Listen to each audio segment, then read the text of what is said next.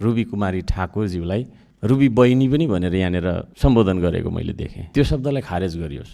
यहाँ कोही कसैको बहिनी, कोही नातिनी, होइन, कोही बाजे, कोही मामा भान्जा भन्ने हिसाबले हामी यहाँ बोल्नु हुँदैन। त्यो फ्लाइट ढिलो हुँदो रहेछ, हाम्रो जहिले पनि फ्लाइट ढिलो हुँदो रहेछ। बिना कारण फ्लाइट डिले गर्यो भने सम्बन्धित तपाईँको चाहिँ नि कम्पनीलाई फाइन पो लगाउनुपर्छ कि भन्ने माग पनि म राख्न चाहन्छु। त्यो अस्ति हामी चुनेर आउँदाखेरि जे गऱ्यौँ अब त्यो सक्यो, त्यो नगरौँ। यहाँ केही पूर्ववक्ता माननीयज्यूहरूले ज्येष्ठ नागरिकलाई अलि अपमान गरे जस्तो, होइन, एउटा खुट्टा कता भन्ने शब्द पनि प्रयोग गरियो, त्यो पनि नगरियोस्। म चाहिँ भर्खरै दार्चुला गएको थिएँ, अलिकति असान्दर्भिक कुरातिर मोडिन्छु अब म। त्यो दार्चुलामा जाँदाखेरि म रोएर आएँ। बाटो नबनेको कारणले मान्छे तुइनमा महाकाली तरेर त्यहाँ महाकालीमा तुइन झरेर तपाईँको चाहिँ मर्ने, मान्छे नभएको त्यहाँ कुनै घर परिवार रहेनछ। हामीलाई कसैलाई सिकाइराख्नु पर्दैन। यहाँ हामी आम जनताबाट निर्वाचित भएर आएका छौँ। एकचोटि म फेरि अर्को अनुरोध के गर्न चाहन्छु भने आउँदो दिनमा हामीले ताली ठोक्दा कस्तो हुन्छ होला, होइन, खालि हामीले टेबल कुर्सी ठोकेर टेबल कुर्सीमाथि चढेर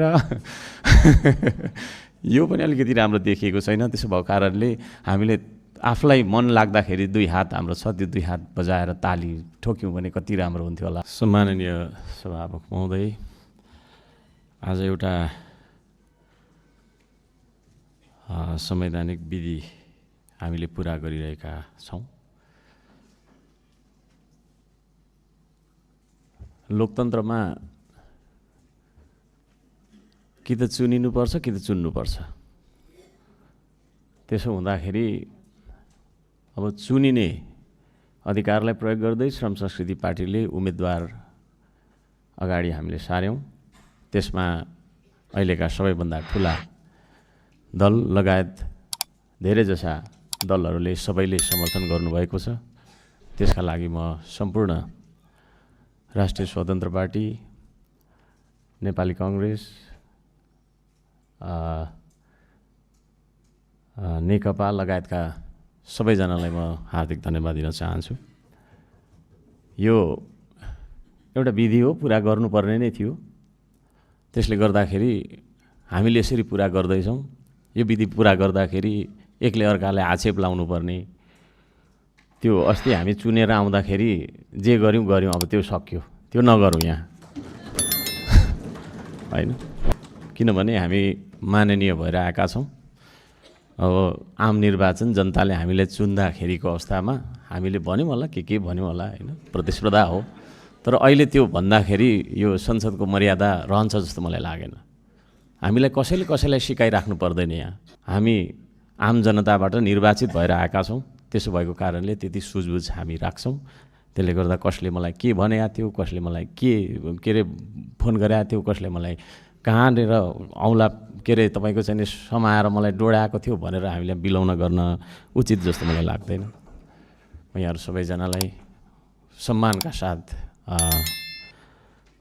यो पनि आग्रह गर्न चाहन्छु, हामी यहाँ सबैजना माननीय हौँ। पूर्ववक्ता ज्यूहरूले कतिले हाम्रो माननीय रुबी कुमारी ठाकुरज्यूलाई रुबी बहिनी पनि भनेर यहाँनिर सम्बोधन गरेको मैले देखेँ। त्यो शब्दलाई खारेज गरियोस्। यहाँ कोही कसैको बहिनी, कोही नातिनी, होइन, कोही बाजे, कोही मामा भान्जा भन्ने हिसाबले हामी यहाँ बोल्नु हुँदैन। यहाँ हामी सबैजना एकले अर्कालाई सम्मान गरेर माननीय भनेर एकले अर्कालाई बोलाइनु पर्दछ भन्ने म माग गर्दछु। र यहाँ केही पूर्ववक्ता माननीयज्यूहरूले ज्येष्ठ नागरिकलाई अलि अपमान गरे जस्तो, होइन, एउटा खुट्टा कता भन्ने शब्द पनि प्रयोग गरियो, त्यो पनि नगरियोस्। हामी ज्येष्ठ नागरिकलाई पनि सम्मान गर्न सिकौँ। प्रकृतिको नियम हो, हामी जन्मेपछि हुर्कन्छौँ, बढ्छौँ, बुढो हुन्छौँ, मर्छौँ। त्यसो भएको कारणले गर्दाखेरि कसैको त्यो ज्येष्ठ उमेरलाई, होइन, अपमान गर्ने खालको शब्द आउँदा दिनहरूमा हामी सबैले उच्चारण गर्ने छैनौँ भन्ने मलाई आशा छ। हाम्रो उम्मेदवार रुबी कुमारी ठाकुरज्यू, उहाँ जेनजी हुनुहुन्छ। यो सम्पूर्ण राजनीतिक युटर्न नेपालमा जे आयो त्यो जेनजीको आन्दोलनबाट आयो। त्यसो भएको कारणले एउटा जेनजीलाई उम्मेदवारको रूपमा हामीले अगाडि सारेको कुरा म यहाँहरू सबैजनालाई निवेदन गर्न चाहन्छु। अब हामी एउटा प्रक्रियामा जान्छौँ, घोषणा हुन्छ, त्यसपश्चात हाम्रो दलबाट हामीले गुमाउँदैछौँ। उहाँ एउटा संवैधानिक पदमा, राज्यको साझा श्रम संस्कृतिको एउटा सांसदको रूपमा नभएर एउटा साझा अभिभावकको रूपमा उपसभामुख जस्तो गरिमामय पदमा रहेर निष्पक्ष ढङ्गबाट उहाँहरूले कार्य सम्पादन गर्नुहुनेछ भन्ने मलाई पूर्ण विश्वास छ। म चाहिँ भर्खरै दार्चुला गएको थिएँ, अलिकति असान्दर्भिक कुरातिर मोडिन्छु। अब म त्यो दार्चुलामा जाँदाखेरि म रोएर आएँ।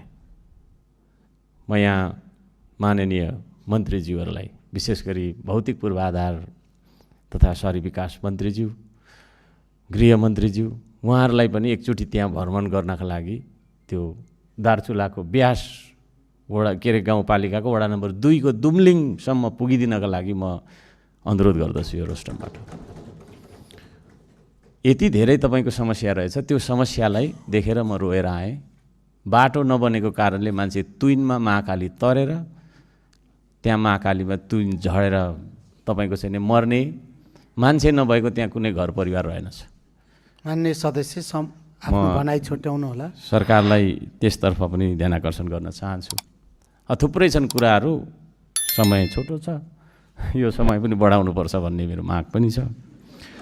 र अर्को कुरा, पर्यटन तथा नागरिक उड्डयन मन्त्रालय मन्त्रीज्यूलाई पनि म ध्यान आकर्षण गर्न चाहन्छु। यो फ्लाइट ढिलो हुँदो रहेछ, हाम्रो जहिले पनि फ्लाइट ढिलो हुँदो रहेछ। बिना कारण फ्लाइट डिले गर्यो भने सम्बन्धित तपाईँको चाहिँ नि कम्पनीलाई फाइन पो लगाउनुपर्छ कि भन्ने माग पनि म राख्न चाहन्छु। र अब अलिक अनौठो खालको बोलिन्छ। एकचोटि म फेरि अर्को अनुरोध के गर्न चाहन्छु भने, आउँदो दिनमा हामीले ताली ठोक्दा कस्तो हुन्छ होला, होइन?